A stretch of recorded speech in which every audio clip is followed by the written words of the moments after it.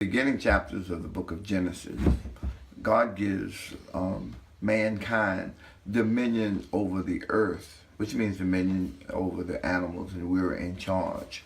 But he did not give dominion power or dominion energy, authority and power over us, over mankind. They act as though they're in charge of us, that they can rule us. They have authority over the earth, over the water, over the land, and over people's lives. When I heard that the only Virginia compressor station for the Atlantic Coast Pipeline was proposed to go in the middle of a historic African American community, that's when my passion took hold. When I said, I have to do this. This is what I have to put all my energies into.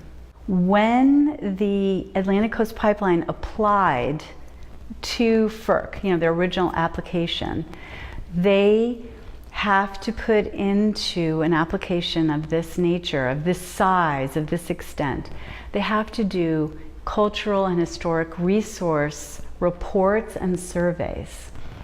And every other Virginia county had 50, 60, 70 pages of those reports.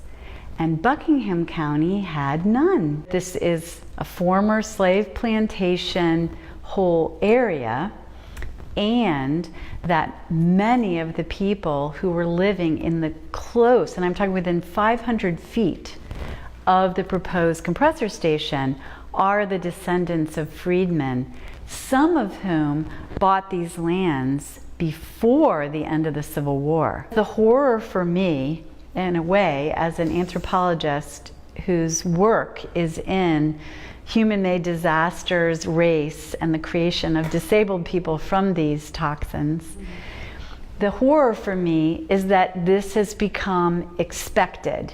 What is this installation, this industrial installation coming to a rural area, particularly in the area they're targeting to place this? There's 2 churches and 100 to 150 residents within what could be termed, and is termed by the Pipeline and Hazardous Materials Administration, they term this the probable impact radius. That's the area where an explosion could cause serious damage, death, or injury. You go inside, of course, the buildings, you smell the volatile organic compounds, benzene, and then the methane. The methane is, they can't control the vapor that surrounds the turbines that are used. So there's always the chance of a spark or a fire. They have sensors in the buildings and outside because they know that any time the sensors can go off. Industry standard is to have compressor stations every 40 to 60 miles and small, and of course those are safer, and you can regulate the pressure better and things don't build up as much. But what happens is that everyone equally shares the burden. So Dominion didn't do that. Instead, they said, let's put the only one in Virginia in Buckingham County, one of the poorest counties in the country.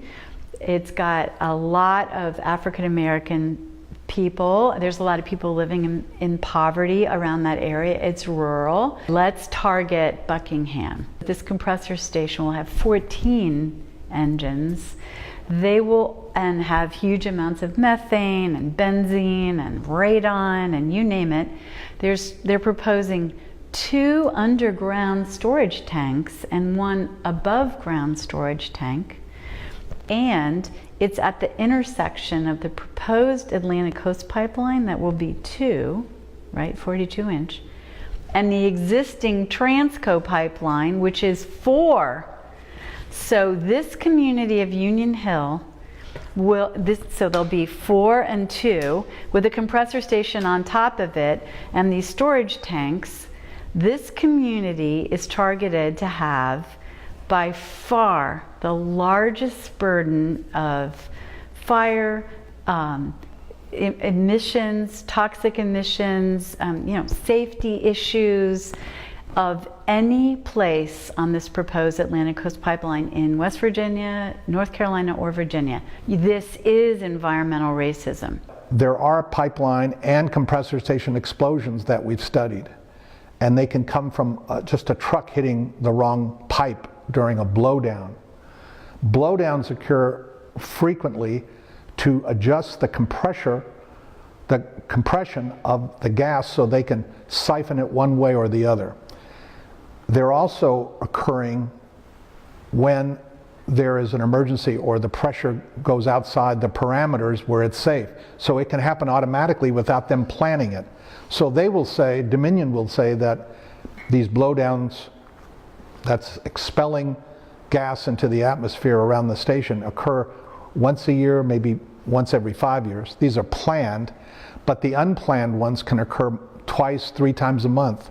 In the Leesburg station, about 3 months ago, there were 3 blowdowns in 1 month, and these blowdowns were detected as far away as 10 miles from the compressor station.